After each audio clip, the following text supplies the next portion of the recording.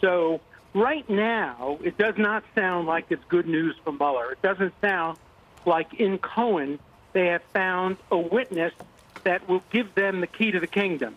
So far, the only solid evidence that he has provided is the campaign contribution issue, and it's a very, very weak case because a president is entitled to pay off women in order to help his family, help his brand.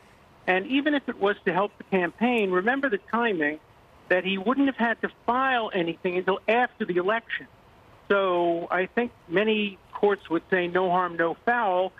Even if he had filed it after the election, it wouldn't have had an impact on the election. So the campaign contribution case is an extraordinarily weak one. The evidence of him maybe wanting to build a tower in Moscow, that's not a crime. It's not collusion.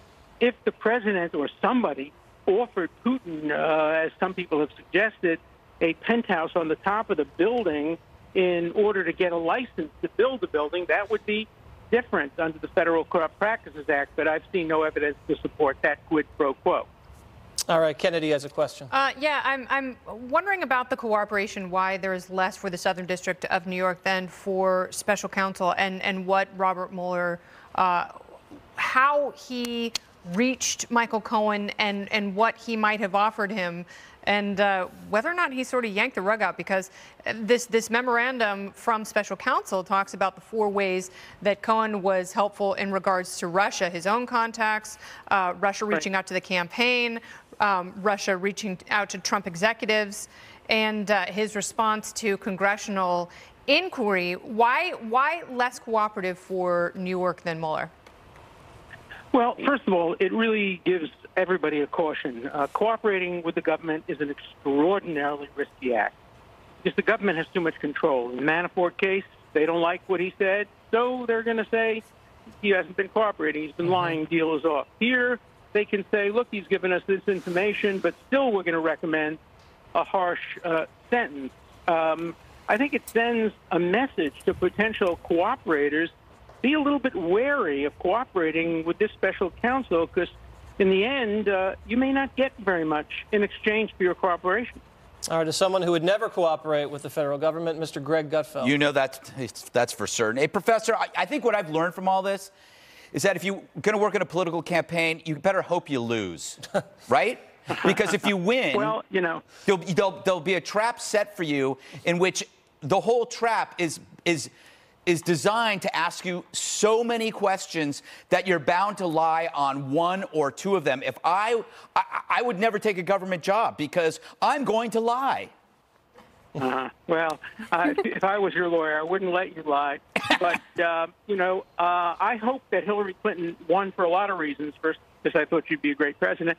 But second, if she had won, and they were going after her, and I were defending her the same way that I'm defending Trump's civil liberties, I'd be the hero of Martha's Vineyard. They'd be putting up statues to me, making exactly the same arguments to Hillary Clinton would make me the darling of the liberals instead of the pariah of the liberals, because the same arguments are now helping the demon president. So, you know, you're absolutely right. If you win, they're going to go after you. And so, you know, maybe losing is better. But that's why, I mean, that's why you're respected, because you are consistent on either side. You would do the same thing.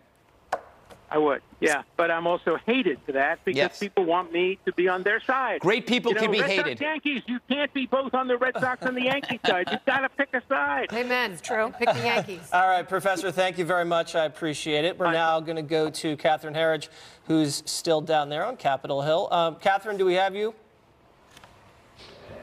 Yeah, just, I'm coming right back. Sure, Right, okay. stand by one second. I was just working on 6 o'clock. You know how it goes. I understand. Okay, so, I totally understand the pressure. Okay.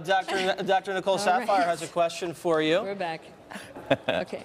Hi, Catherine. Okay, go ahead. Shoot. Nicole Saphier. Thanks Hi for there. being with us tonight and being available for all of our questions. So I have a question for you, and, you know, it's a little off the cuff, but, you know, Cohen has had historically problems with truth and greed. I think everyone can kind of say that. And so just because that he cooperated with the investigation, I don't know why people are surprised that they're still recommending sentencing. You know, it's a less variance than the recommendation, but he committed crimes. He admitted to it. So yes, he needs to undergo sentencing.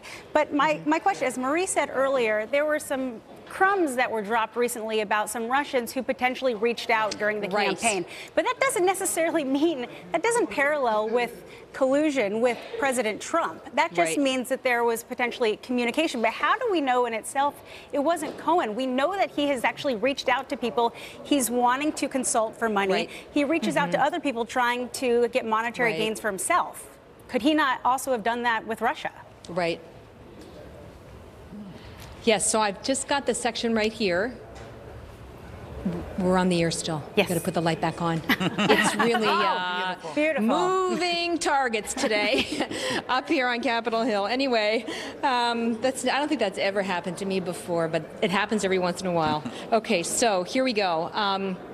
I think the point number one is that Cohen is someone who has an admitted track record for lying. The issues are fraud, in many respects, you know, seeking financial gain for himself, right? So you're saying how credible is he?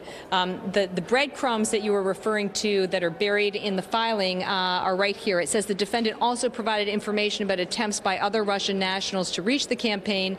Cohen provided the SCO, that's the acronym for the Special Counsel Office, with useful information concerning certain discrete Russia-related matters core to its investigation that he obtained by virtue of his regular contact with company executives during the campaign. Cohen provided relevant and useful information concerning his contacts with persons connected to the White House during the 2017-2018 period. So it goes to the core of what you're saying, which is that they documented through Cohen that there was outreach by Russians to the campaign during this period, but it doesn't tell us whether it goes to this issue of coordinated or working together or the term that's so synonymous with this now alleged collusion. And I guess I would say, having covered this for so long, I'm not sure it's that surprising because we already know about the June 2016 Trump Tower meeting. This was an effort by the Russians to try and get what they thought maybe an incoming administration to take a sympathetic view of their lobbying issues. So I agree. I'm underwhelmed. You have to look at these documents as providing sort of a big, broad picture of the scope of the investigation. We learned a little bit more about what Cohen has provided on the Russia piece. I think that's pretty significant. We don't know who these individuals were, who they contacted within the campaign, and what, if any, promises were made and if they were followed through on. Remember, the Moscow real estate project was discussed, but then the deal never went